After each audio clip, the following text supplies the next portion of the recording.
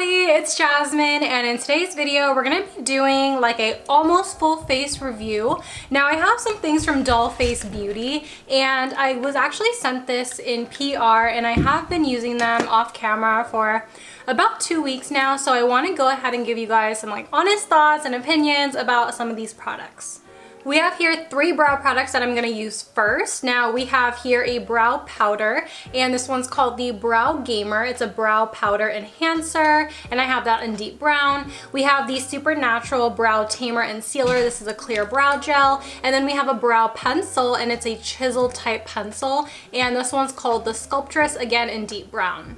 So on this brow, I am going to go ahead and use the Sculptress, and this is a pretty waxy brow pencil, but it's not waxy to the point where it doesn't deposit color. It actually deposits a lot of color, as you guys can see. And what I like about this brow pencil is that the spoolie is nice. It actually blends out the product really well into the rest of your brow hair. So typically I only apply the product in the outer end of my brow, as you guys saw, and then I will work it through the rest of the brow so I could get more of like an ombre effect. Oh, and side note, you guys know I make press-on nails. I made myself some long press-on nails, and you know what? It's giving me something. Like, I feel like a brand new person. It just makes me want to use my hands so much more. Now, because this brow pencil is pretty waxy, I find that my brow hairs stay in place for a really long time, which is good. But on the other hand, I feel like if you have an oilier skin complexion, or if you use a foundation that breaks up really fast, I notice that this is always super quick to leave the eyebrow. Like, once you swipe your brow, it's like game over. But if you have a matte base underneath, then it's totally fine. The Brow Gamer is actually something that I haven't tried, so this is going to be a first impression for me. Now, it comes in a little stick like this, and the only reason why I didn't use it was because it looks very warm. This is a very warm, dark brown, and I feel like when I use brow products, normally I'm either a dark brown or a deep brown, and typically those colors have more of like a cooler effect because it's supposed to be meant for like dark hair. So we'll see how this goes. I really do feel like it's gonna be, warm. So what I'm gonna do with this, I'm actually going to line my brow with this, and then I'm just going to brush out the brow powder. Do you see how it's developing kind of red and auburn on my skin? I don't like that color on me. So if you are probably looking for a brow powder, I probably wouldn't recommend this one, especially if you have the same color hair as I do. I think if you are somebody with like more of like a black hair, but like with highlights or maybe like red bangs, and maybe you could get away with this one. But I just think that because my hair is so dark, I prefer the I just prefer this eyebrow color a little bit better. I think as far as application, I honestly don't mind it. I actually really do like how thin the tip is here. It really allows for us to have a lot of precision. But mostly you are going to have to really use a spoolie with this. This is not like a one and done brow deal. You definitely have to work with it. But here are the 2 brows so that you guys can compare. I am going to fix this eyebrow up real quick with this brow pencil. Again, they're both in deep brown, which is really strange. And normally with brow products, normally the color doesn't alter this bad, but you know, it's fine. I think we got it to a reasonable state. Of course, this is still looking pretty warm, but that's fine. We're gonna keep working with the look.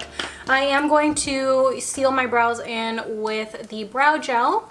I wouldn't say that I'm picky with my brow gels per se, but I definitely don't think that this one is anything super special. I really do like the ABH brow gel because you could really feel the hold. On this, I feel like it's a lighter hold as opposed to like a medium or a strong hold. I feel like this is just like an extra step, you know? The brush on this is really small, but at the same time, I feel like the bristles are really hard, so it doesn't feel comfortable. And I feel like if you're comparing like this tip with, say, the Benefit Gimme Brow, the Benefit Gimme Brow is a lot softer, and I feel like it's more of like a comby texture. So it feels like you're actually combing up the brow hairs as opposed to just scraping them. I do have a little bit of foundation, concealer, and a little bit of powder on my eyelids as a base, but I'm not going to go in with an eyeshadow primer. I have two palettes here that I want to work in conjunction with each other. Now first I have the Legendary Neutrals. This has 12 eyeshadows, and as you see, I have used this. I've used this about like 5 times already just to generate an opinion. And then I also have here the Pretty Little Gems eyeshadow palette. This is 9 face and eye shades. So this is technically like a face highlighter, but you can use it for the eyes. And then you have here like all shimmery and metallic shades. Because I'm wearing an eggplant purple top, I want to do like a purple smoky eye. So let's go ahead and start with the neutrals palette. We're going to do a neutral base, and then we're going to do a pop of purple for the eyelid. I'm going to take a big fluffy brush and this cream shade, and I'm going to tap that all over my eyelid just as a base so that all of the shadows can blend in very smooth and effortlessly. I'm going to move into this light tan shade, and I'm going to pop this into my crease. The mattes in this palette in particular are really dusty, and it's dusty in a way where it doesn't have like a lot of fallout, but it has a hard time building up, I guess you should say. The mattes in particular, I always have to go back in the palette to grab more because it literally gets airborne the moment it touches your skin and the moment you start blending, which, I mean, sometimes it's a good thing because it prevents you from going overboard, but sometimes if you're that person who wants to slap on an eyeshadow and leave the house, then this is something that you'll probably stray away from. Then we're going to go in with this medium taupe shade. And we are going to bring this into the crease and really buff this in. Now, the one thing that I'm not too fond about this palette in particular is the fact that it's kind of boring. I know it's a neutrals palette, but I feel like there's no real pizzazz. Like, there's not a formula in here that really knocks my socks off. There's no color in here that gets me really excited. These are colors I've seen before. These are colors that are already in my collection. And as a matter of fact, I'm not really like a neutral cool nude person. I really do love like my vibrant colors, but this look in particular that we're gonna do today is going to go pretty well with the shirt that I'm wearing.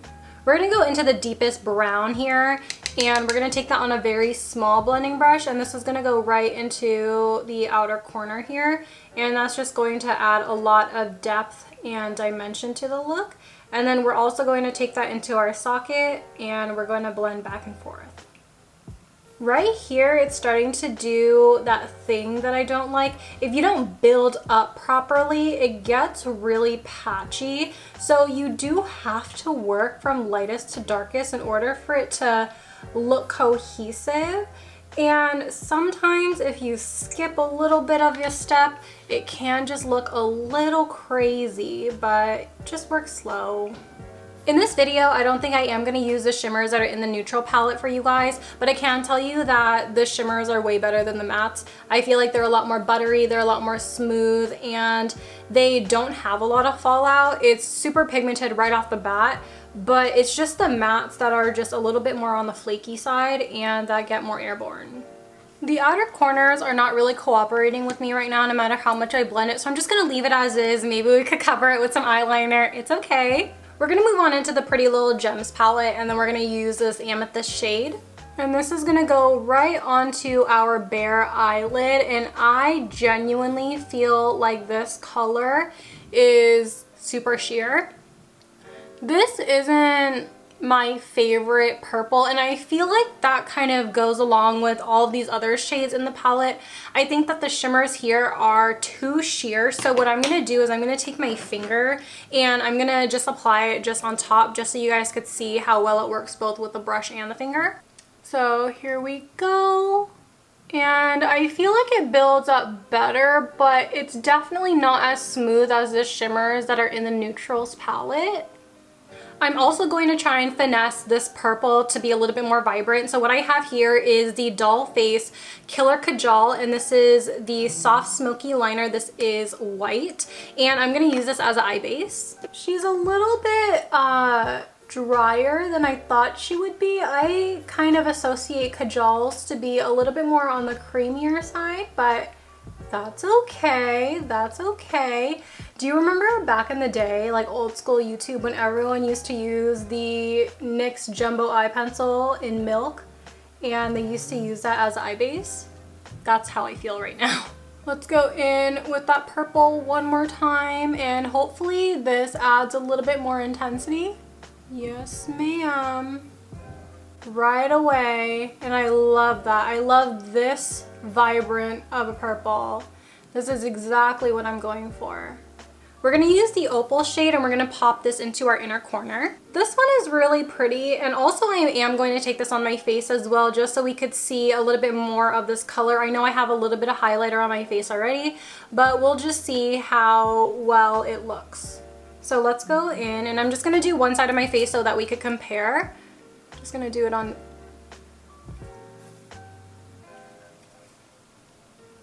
She's shiny. Yes, she is. Wow.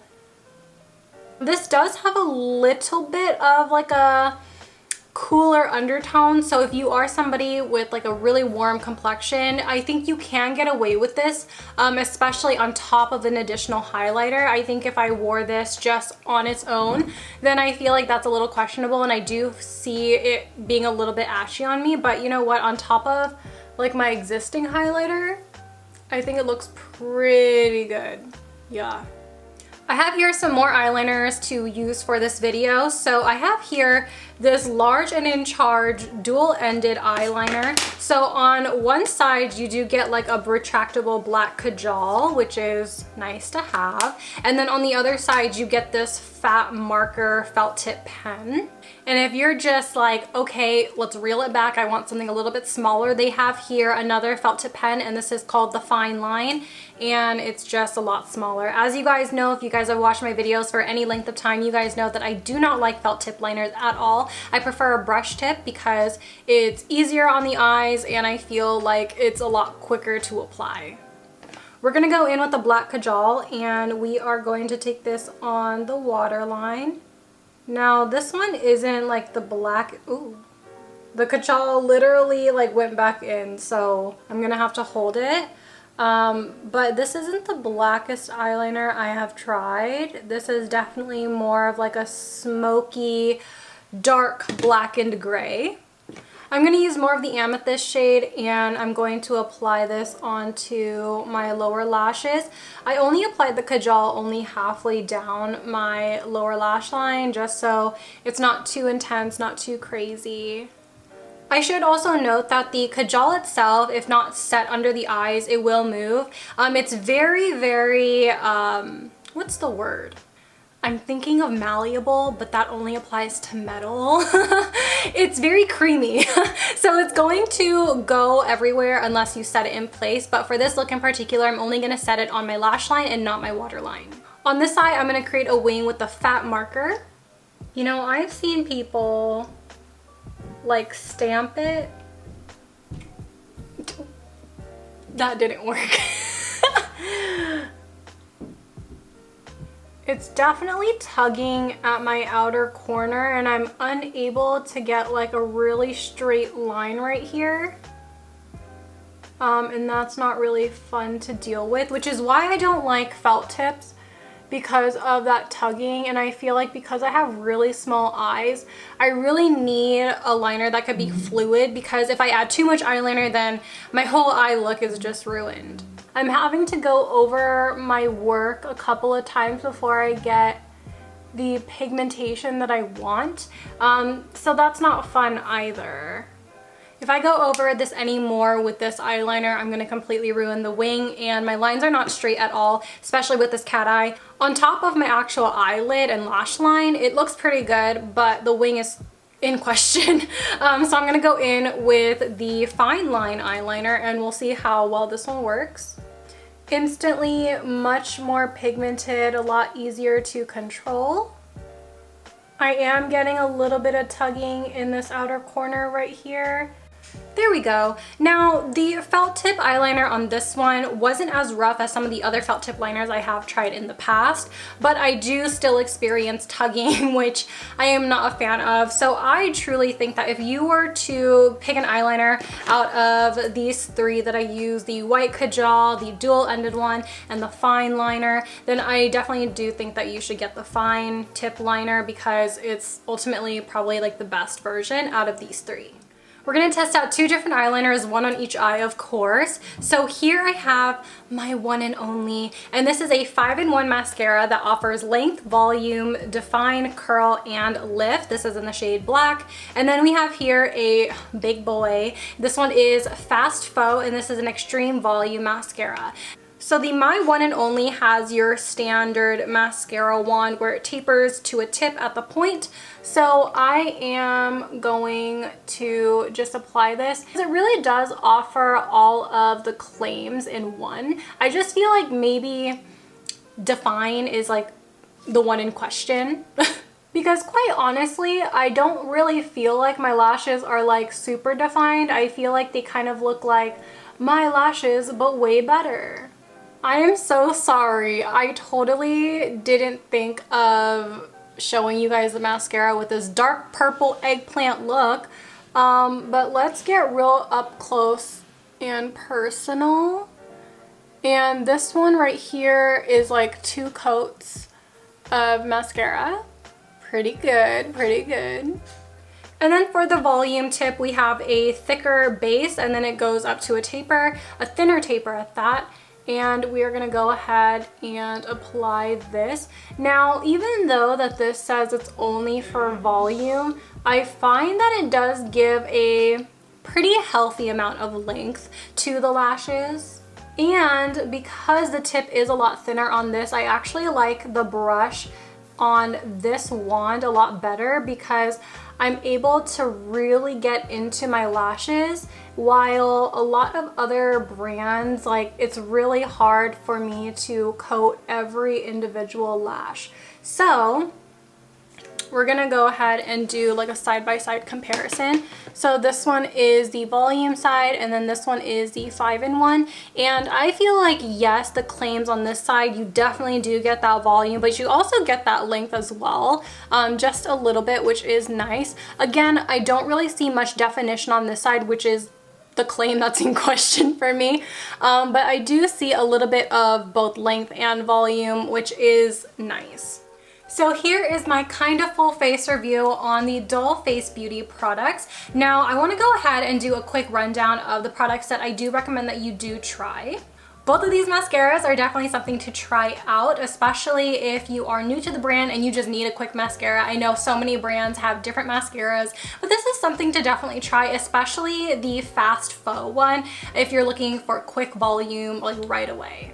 Another item that I recommend is the Sculptress Brow Pencil. Now, even though that this is waxy, I feel like the color match on me is pretty good, and I feel like I get a really fast fill in, especially considering the fact that I only have to fill in half of my brow, and then the rest I could spoolie out. So it's pretty fast to work with, and I like the way that the color matches my hair pretty well. And if you are somebody who likes felt tip eyeliners, I do think that you will really like the fine line. I feel like out of all the felt tip liners I've tried, this is probably like the best one, but it's still not something that I am going to 100% recommend because I am so hardcore in love with my brush tips. I'm a brush tip stan, so this is pretty good for what it is, but you know, just letting you know that out of all the eyeliners I've tried here, this is probably the one to try.